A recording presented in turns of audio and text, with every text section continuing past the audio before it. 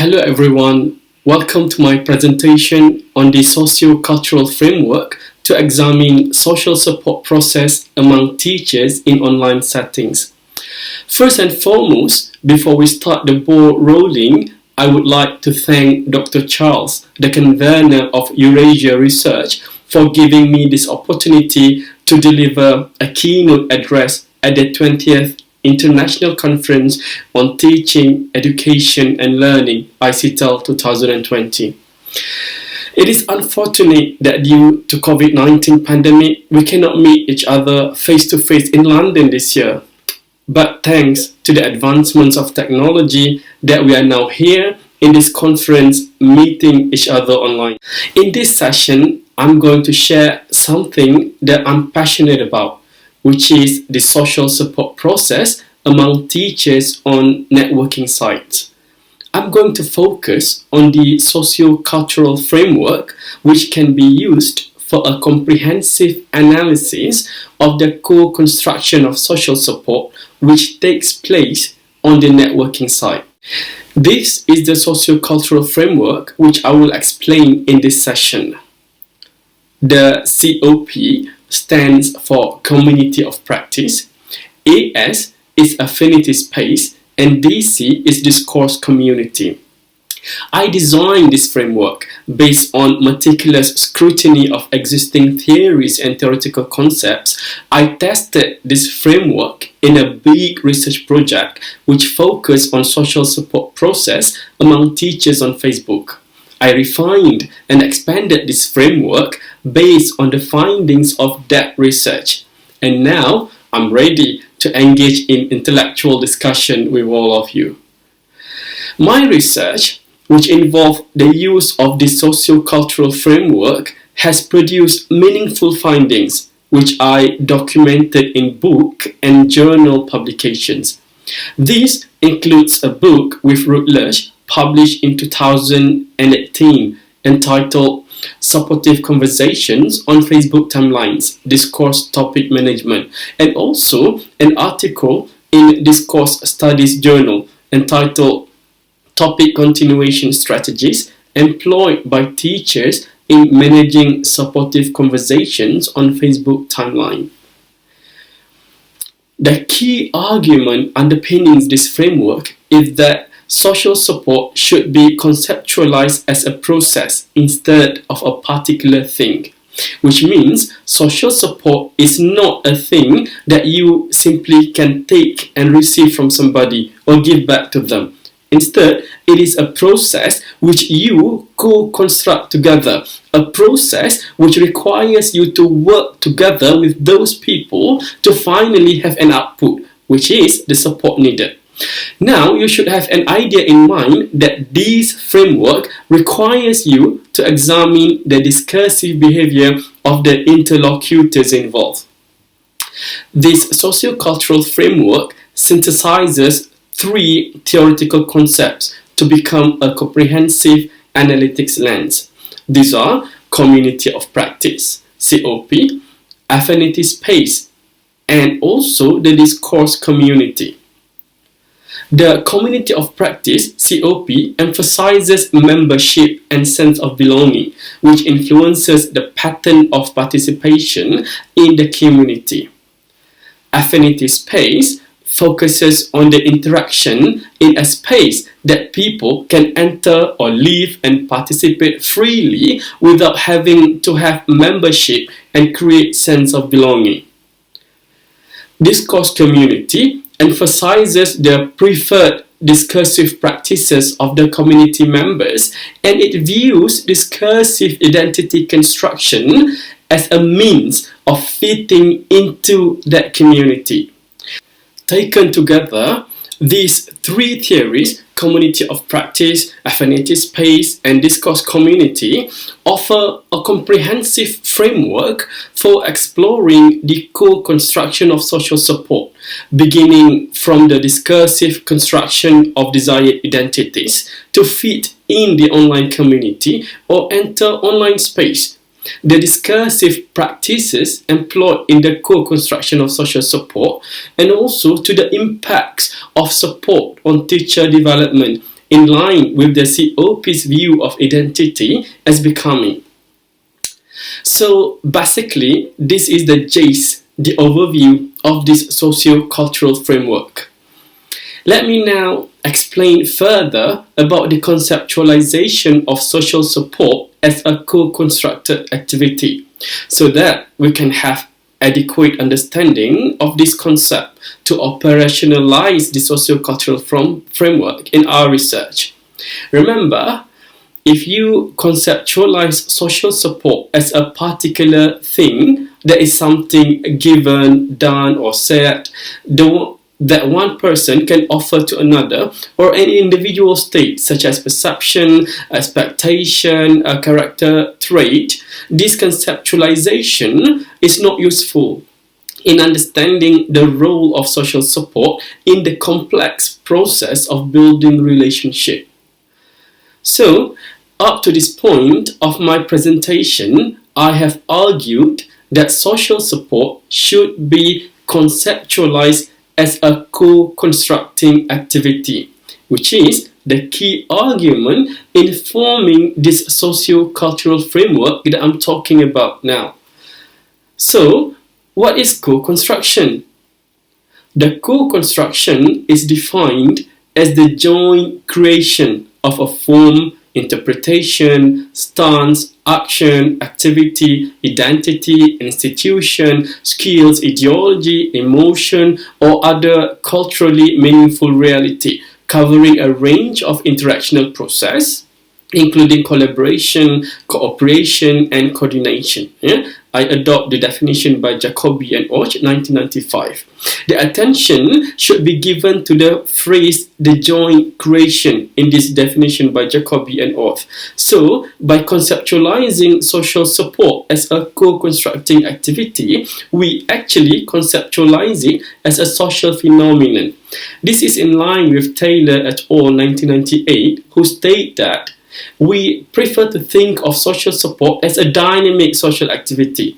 Social support is achieved through the back and forth actions, talk and gestures of people working together to create satisfying social relations. This way, thinking of supporting as a process instead of a commodity frames it as a shared meaning created and negotiated through social interaction. This means that a person doesn't simply give or receive social support, but instead collaborates actively with another to create a shared understanding with that person about one's concern around a particular experience. For example, that the experience is tough, threatening, sad, challenging, and what may be needed to cope with that experience. For example, physical, financial assistance, encouragement, and esteem boosting. So, theorizing social support as an interpersonal process offers a valuable framework for a close empirical analysis of the discursive practices of individuals engaged in that social support. By focusing on these discursive practices, how individuals negotiate meaning to create shared understandings can be unpacked to provide insights into the process of social support. Right, I think now we are done with the foundation of the sociocultural framework, that social support is an interpersonal process. Now we will move on to the three main elements that made up this framework in serving its function as an analytic lens: the community of practice, the affinity space, and discourse community. Alright, let's begin with community of practice. Community of practice, COP, is a concept developed by Leif and Wenger, 1991, who emphasized that learning does not take place solely in the learner's mind, but in the social processes of a community. In brief, COP proposed a pattern of participation that newcomers can understand the broader context and specific events in a community by directly observing the practices of experts. By contrast, those who are separated from experts have limited access to their tools and community, and therefore have limited growth. Learning from the COP perspective is the production of identity, according to Wenger, 2010. Wenger claims that learning is not just acquiring skills and information, it is becoming a certain person, a knower, in a context where what it means to know is negotiated with respect to the regime of competence of a community. Conceptualizing identity as becoming is useful for understanding the teacher's development as they interact with each other online. However, in this framework, I argue that it is less useful for understanding the discursive identity constructed by the teachers to gain acceptance by that community, which can be better explained through the concept of discourse community, which is the third element of the sociocultural framework. So, this discourse community is needed in this framework to complement the COP. But now let's look at the second element of the sociocultural framework, which is the affinity space. This affinity space is a concept developed by G 2005 based on Leaf and Wenger's COP. But while Leaf and Wenger emphasized membership and belongingness amongst individuals in the community, G in this concept focuses on the idea of a space in which people interact. Like COP, individuals in an affinity space, they relate to each other through common interests, endeavors, goals, or practices.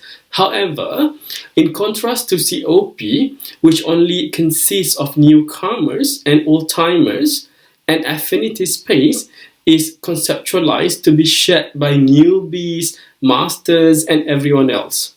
And based on their own choices, purposes, and identities, each individual in an affinity space benefits in their own way from their participation, and they can mingle with others as they wish, learning from them when and where they choose.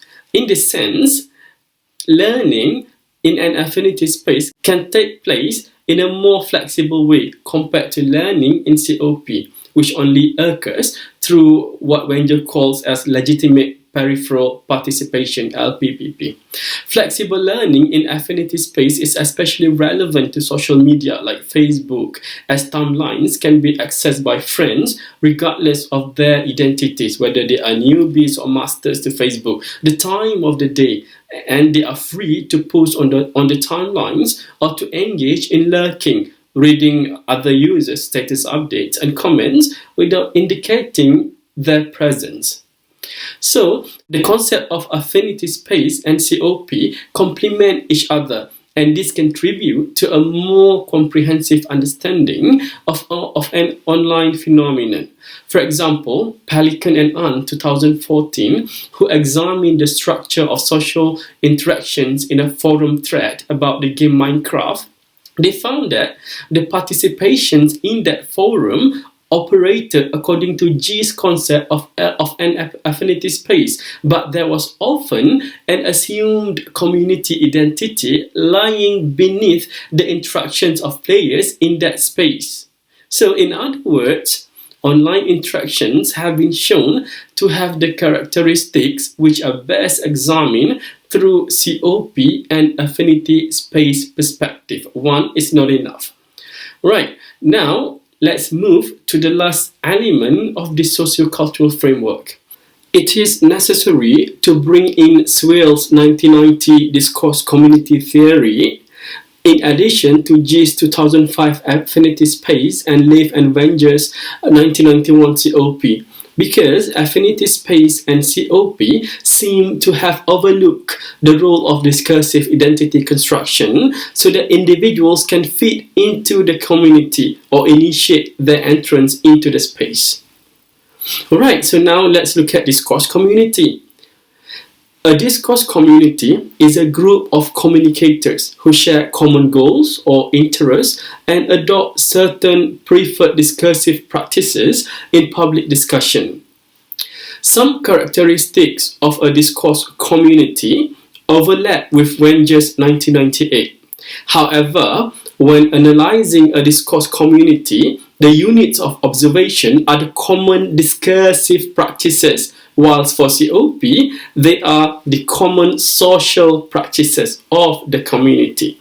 Hence, in order to fully understand the phenomenon being studied in my research, teachers interacting with friends on Facebook timelines, these two theoretical perspectives and G's affinity space were applied so that both the discursive and social practices employed by teachers for accomplishing their shared goals can be examined. Alright, so I have talked about the foundation of this framework and also the three elements in it. Now I'm going to summarize and synthesize the relation between all of them. As illustrated in figure 1, we can represent the co-construction of social support as taking place in a COP, discourse community or affinity space. Despite the different emphasis on defining characteristics, COP, discourse community and affinity space share a common ground in that they all focus on individuals' interpersonal engagement, which is the crucial element in the co-construction of social support. The desired identity that is discursively constructed is the main feature of discourse community.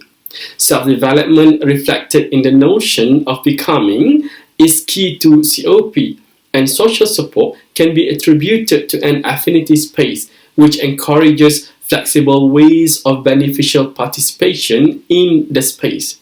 As the model shows, I argue that the construction of the desired identity, the co-construction of social support, and self-development are all continuous processes supported by the discourse. Individuals who wish to engage in the co-construction of social support use discourse to construct their desired identities so that they can join the community or enter the space and mingle with other individuals in there. As they achieve this, they can engage in discursive construction of social support, which contributes to their self-development.